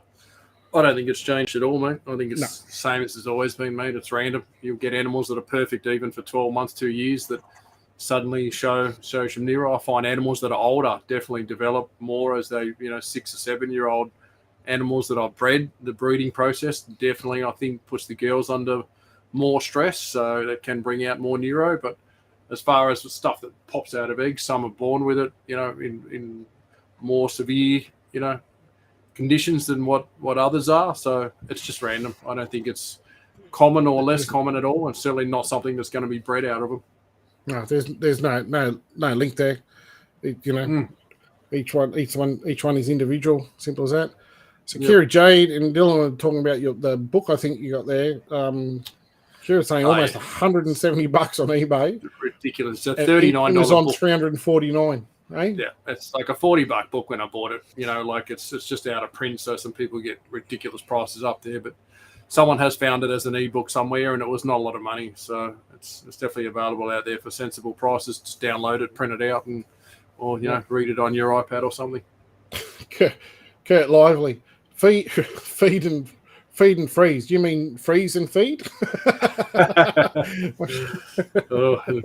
Feed and goanna, maybe? I don't know. Yeah, if you've got goannas, the stuff that dies, like that one you said most likely die, well, why waste food? Goannas are the garbage gutses of the universe. I'll eat anything. The more maggots, the better. They do love a little reptile here and there too. Things that pass away or don't make it. They certainly get it done. Yep. Carl Smith, do you guys come here? There we go. Do you guys know if there are any reptile shows here in central New South Wales? As in central, like western New South Wales? Out west, like yeah. Dubbo sort of thing or something like that? No. Nothing, sadly. No, unfortunately. The only ones we're seeing at the moment, Illawarra and Hawkesbury Herp Society, which is, what's the suburb, Brent, near your place? Cambridge Park. Cambridge Park, out West Penrith way there. They're the only two at the moment. We used to have more. I do miss those days. But I think COVID kind of rocked everything. That certainly put a big dampener on having those shows. I think once, society gets back to normal, maybe there'll be the potential to start seeing more shows again, which would be nice. Great. Tina Louise Gamble, great show. Learning heaps. Thanks, guys. No worries, Tina. Glad we can try to help. Corey, you guys finding less common. We've done that. Tyson, can I have one yet, Daz? Sorry, mate. I threw those ones. I threw yours. They went in the bin. They went rotten. I'm sorry, mate. Or else, for sure, if those eggs had made it, it would have been cheering. It happens. Yeah. Mikhail Middleton, what's the best Jag combo you fellas reckon you have produced? Brent? Just to annoy you, I'm going to say albino pepper jag. Stunning. Get down. Yes, that one. That one. That. It's a stunning jag combo. What a mother father. Yeah, stunning snake. I don't know. I do love a ghost jag, though, I've got to say. I'm a big fan of caramel, so caramel and xanthic. So ghost jag for me is very nice. That'd probably be the top of the line for me, I think. But, mate, those caramel pepper jag even, some of those combos, crackers, beautiful snakes. Yeah, I've got 3 really nice ones here, and I probably do need to move at least one on. They're all boys, but it's very hard. Peen lover. No, it was like that last year. For me, I love my fluoro jags. Just bright yellow jags. I just love high contrast. I think it looks stunning. That's one. And I really struggle to actually go past a pepper jag. Yes, I do like the caramel jags. Everything, I like them all. I'm really scratching to try to, prefer one over the other. But I like black and white, and those pepper jags are probably the closest thing that I've seen. Let me just see if I can drag up a picture. I'm still getting used to. I don't know if it's me or whether Facebook has changed everything, because I just get lost in here now trying to find anything. It's a nightmare now. They have changed the way you got to find the pictures. It's like, oh no, don't click on that. No, that was an accident. You were slow and I was fast, which is very unusual. It's not the case for me at all. Here we go. We'll do a bit. Here we go. We'll do a bit of screen sharing here. There we go. So, I mean, these are older photos. I do have to get updated ones. Well, that's probably not a good pic to look at. What did I click on that one for? There's So that's a caramel pepper jag. These are older photos. I've got to get newer ones. Sorry, that's that. And the difference is these guys here. That's a pepper jag. So you can kind of see what I'm talking about, like having that kind of more black and whitish type. Yeah, background, nice broken pattern. I just think they're quite a stunning, good-looking critter. You know, it's a bit different. Probably because it's, caramel's such a popular thing. I like. And I do like a nice caramel jet. There's a one of the Furrow type stuff. So who doesn't love that?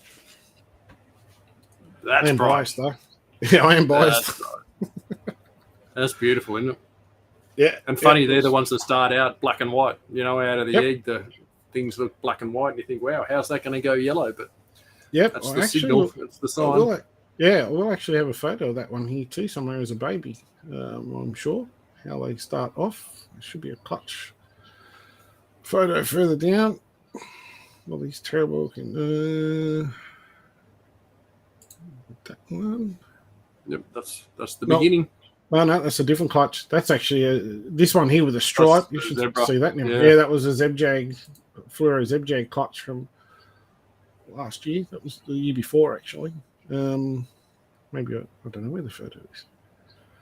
But, just they're born black and white. There's another photo there. Computer's being slow today. Some of these, like just the pepper jags. I like them. There's a photo. What other questions we got, Brent, while I scroll through this, seeing as I'm boring people?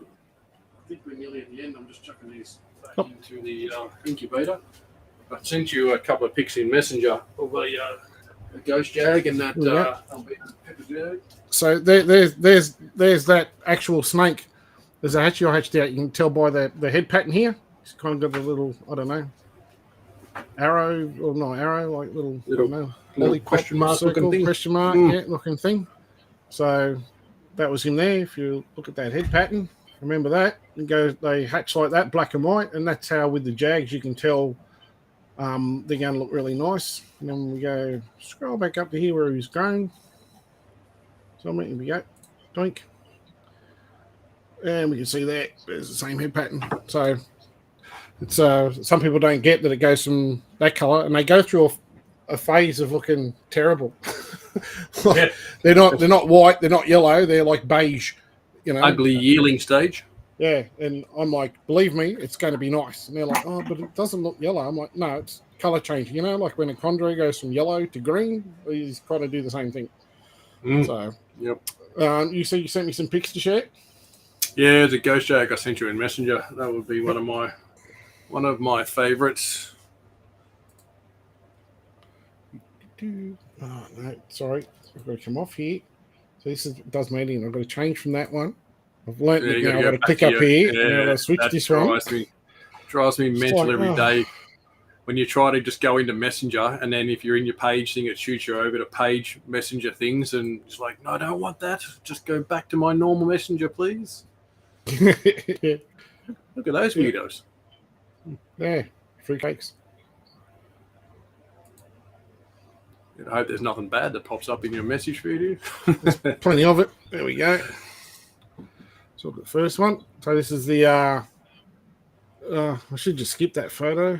So, what was that? Albino pepper jag. Yeah, I don't know, some trashy pepper combo. Yeah, Those eyes, though, mate. The eyes do it for me. They are just blood red, insane. I remember when you popped that albino pepper out, and you were raving about the eyes, and I was like, "Yeah, they're red eyes. Get over it." You know, like you're sick hearing about it until you see one, and you go, "Oh my god, look at the eyes on it!" Like, yeah. it's like you can be lost staring into those eyes. You nearly get bit in the face so often, just sitting there staring at it. It's like a little bowl of blood, you know, just sitting there. So deep, though. Yeah, and I like how even when you go to the caramel side of things or the other stuff, it's black. You know, the albinism obviously because it's stripping the melanin out, or the blacks and brown pigmentation like that. But you know, even the caramel, you know, still gets black eyes. I thought they might be a solid dark chocolatey sort of eye. I wasn't really sure. Never had one, but yeah, they're black as well.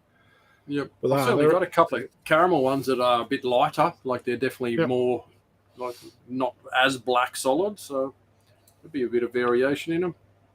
Click the other way. Oh, go the other way. That way. Yeah. There we go. Oh, little ghosty jag. It's very similar to my one I produced in the white line. He's coming along Same well. line. Yeah, from the Lark's line of stuff. So caramel xanthic jaguar. Beautiful snakes. I just love that combo. It's just super clean, super light. Just a beautiful snake. It's a good looking critter. Favourite of mine. Yeah, that's an old pick too, but he hasn't got really any worse in his old age either. He'd be old now. I want to say old 8 years, 9 years or something, but he was one of the first ones I produced, and yeah, still a stunning animal. Yeah, it's funny how you get attached to some of those ones you've produced for the first time around. Yes, just like that first one, you know, you get very emotional with. You want to keep it forever. It's the first one you've ever produced, so he'll be with me forever, that little fella. Yeah, it's a good-looking creature. Good-looking boy, and he's gone on to, you know, he grew up and he produces those chimeras and all sorts of other things now. So he's actually the father of the triple head clutch I made with the albino granite as well. So he's done some good work over the years. Those triple heads are pretty much up to size now, ready for next year. So he'll pass on into the next generation again. Yeah, very nice. Very nice. It's nice when you see your generations. I know I've had it here with quite a few things, jungles and Darwins and all sorts of stuff, Murrays, you know, where you sit there and go, that's the granddad, that's his kid, his kid, his kid, and his kids are now cooking as well, you know, it's like F5 generation, and, you know, and people go, whose line in it? Whose line is it? Like, it's mine, really. Like, yeah, pretty much after you've been breeding them for like 15 years. Yeah, you own it. Like, Yep. Colin Schumacher, blue tongues of life. I thought you were becoming a ferrets for life, mate. I thought you were becoming one of those, you know, like the freaky cat lady. You're becoming the freaky ferret boy. Yes, I know. Colin loves the fat sausages, I've heard. It's one of his favourites. Yeah, that's it. Righty, yes, where are we at? J Combo, feeding Hatchie's first feeds. Wagga area. Yep. Blue tongues, zebra jag. Yes, I love zebra jags. I love the fluoro zebra jags. So I didn't breed them this year. Some of the ones I produced last season have come along quite nice, starting to show their colour. So they'll be back on the hit list for next year, definitely. So quiet season this year, the wheels have finally starting to go in the right direction. Starting to get motivated again. Stay on track. Yep. So yeah, next season we might have a bigger. We'll do a role reversal again, Brent. What do you reckon? You can go back to 20. I'll shoot myself after this season. I'll go back to 20. Don't you worry. I'll pair 20 to be sure. Get 10. Yeah, well, it's what happens, isn't it? You know, you're playing 20, pair 30 because you're expecting some things not to go. A little bit more. Yep. And then everything goes in more. Yeah, and then you think, I'll put this in with that, as you've experienced this year. See, Brent always used to give me heaps because I'd suddenly go, I found another clutch today. Yeah, I'm like, how do you find a clutch, you idiot? Yeah. And as he's discovered this year, as I think you've now found 2 randoms, I think, or 2? Yeah, my wife. Oh no, I found one while feeding, and wife found one cleaning today. Sent me a picture and says, "How long since you checked this sungrow?" And I'm like, "Why? What's wrong with it?" First thing I think is, "What's up with it? What's wrong with it?" And she's like, "It's sitting on eggs." I'm like, "Oh my god, no way!" Like, it wasn't meant to happen. It's because you have those nights where you think, you know what, I'm going to put this in with this. I'll pair that this season. And you wake up in the morning and go, that's a bad idea. And you take the boy out. The female shows nothing.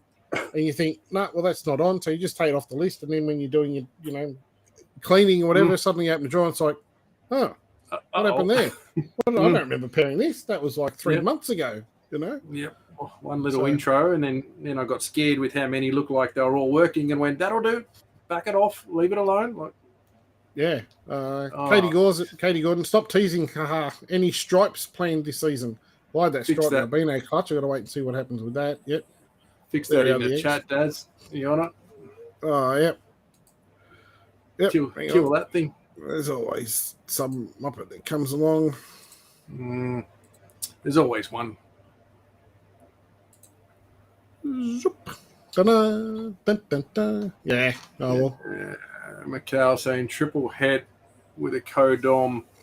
Yeah, mate, I'm doing I paired a ghost jag to a albino granite. So I have caramel jag, triple head, albino granite exantics.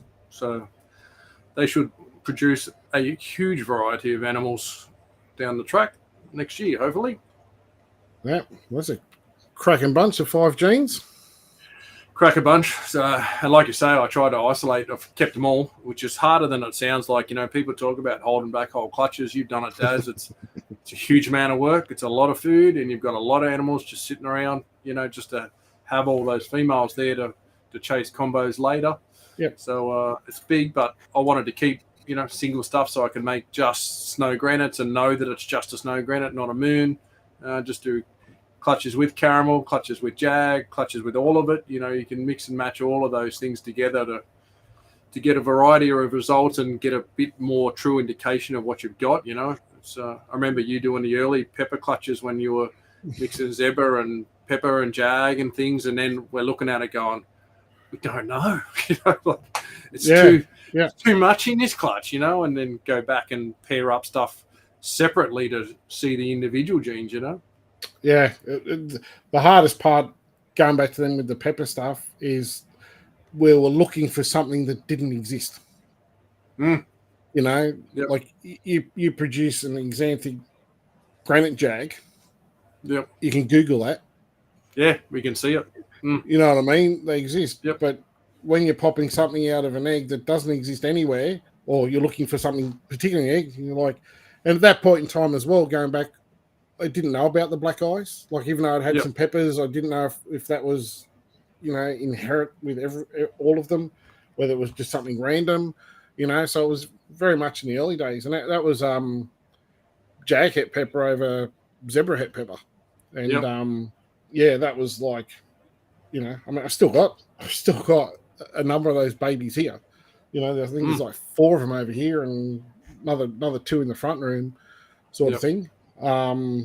But yeah, it's like someone mentioned before about holding these back and how many clutches we have. You have 15 to 20. Well, first clutch, let's just call it 20 for argument's sakes. And it's something new and you want to hold it back and you want to breed females. How much adult space you got? It's all right to buy a pair and grow them up. Try doing that with, and let's say for argument's sake, you had a good ratio. So, you got 10 females and 4 boys you want to raise up just to make sure you can mix it up a little bit. That's room for, it's one project, 14 adults you've got to put somewhere. So a lot of the stuff I had to make decisions because obviously, we're all limited on space and it wasn't the only projects I was working on.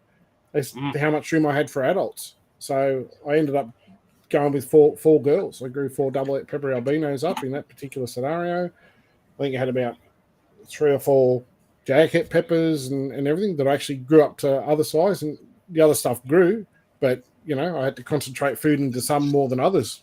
Just keep them slow to keep them in smaller size tubs, Yeah. So it's a lot of work. It's a great project to be able to hold everything back, but it's a lot of work.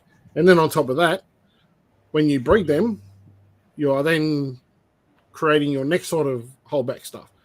Yep. So you'll start to get visual posset this and that and the other. So then you want to hold some of that back, some of that stuff back too, because that could potentially make, you get something that's a posset for something else female. You want to hold that back. So if you get a visual male, you can put that over, prove it out, and suddenly go from 20 to 30 to 40 to 50, and it's one line of animals you're working on. Obviously, you can move the posset stuff out, but yeah, you know, it's a lot of work. Adrian, do you track family trees with an app, spreadsheet, or on paper? What do you do? I've got books for every year. I keep the hatchie records of pairings, what the parents were and what came out of it, and codes for all of them. So I can track it all. I can go right back to every animal I've bred and work it out. If I've sold animals, I give them a code of what the animal is, so it's easy to come back and find. But yeah, I'd love to have some sort of app or something to feed it all into and keep it up to date. It'd be much easier. Yeah, that's a good way to do it. Same with me. Most of the codes I give tell me exactly what it is. So if they have the code, I can go, oh yeah, that was in this pairing, that pairing, it's XYZ. Do a similar thing. I should keep much stricter records. I did a pretty good job last year, but unfortunately, battling depression and anxiety and all that other shit, sometimes the wheels just fell off and I just can't cope with it. So I'm very unreliable, unfortunately, in terms of that sort of stuff. But when I'm focused and, on it, I keep quite detailed records. I think you were doing, Brent, last year. I had, the clutch, or obviously all the parent details, how many eggs I actually pulled off the girl, how many were slugs, how many were fertile, how many actually hatched, how many eggs didn't make it the distance, whatever died. So, yeah, it's quite good to see. Yep. So you just got to keep it up to date. If you fall behind in that, you're gone. If you've got it all there, and keep the feeding sheets up to date and keep your pairings up to date, it's a lot easier. Yeah, definitely. Yeah. And you'd be surprised. You might do it for a few years. And I know I've said it a few times. Peter Birch is, one particular guy I know that keeps meticulous records every year. He's been doing it for a long time. And it's nice to be able to, something weird's popped up. Let me track that history. And to be able to backtrack and go, where did I get this animal from? Oh, I bought this animal in 1997 from Fred Smith, and he got it from such and such. And, I've bred it 14 times, and, having that history of the knowledge and clutches and what's produced and what's come out of it, they're great records to have, that's for sure. Absolutely. Can be as simple or as confusing as you want to make it. Yeah, as much detail. Like, I don't do had a shed, had a shit, or any of that sort of stuff. I see people that do that on their sheets, mate. As long as it's eating, as far as I'm concerned, as long as it eats, good. Everything else goes on with it. If you're feeding it well, it's going to shed and it's going to shit. Whether it's shed 5 times or 50 times, I'm not interested. Doesn't matter. No, as long as it's eating well. So, I'll have to wrap them up, Daz. I've got to pick up. Oh yeah, no, that's fine. Oh yeah, no worries. All right. So, all right. Well, we'll probably have to leave it there. Questions that just keep rolling through. So, no worries. All right, guys. Well, that was a good result. Good night. I think I'm really happy with that. Good result, mate. It's I guess it's what we expected, but it's what we were hoping for as well. So it's a good cut, mate. Did well. I'm glad you finally pulled it off for us. Yes, and produced the snakes. So, sorry. You can celebrate later, mate. You can celebrate later. Don't sleep out. Yeah. No, Brent, where can they find you if they're looking for something? KHP Reptiles, Facebook. Most people get me, or the webpage, khpreptiles.com.au. And you, Mr. Dazran? Yep, Rally by Design on Facebook, Instagram, and YouTube, and Darren Whitaker on Facebook. So, by all means, message, ask away. We'll always get back when we can. Brent's probably got a far busier life than me at the moment, but we always get tied up doing our things. But we will always get back to you. I'd like to see my wife. I haven't seen her for a few days, so I might be able to see her now before she goes to sleep. Good luck. Yep. All right, guys. Well, thanks for dropping in. Hope you enjoyed the show. And I'm sure we'll be back soon with another one. So for me, goodbye, good night, and stay safe. And we'll catch you on the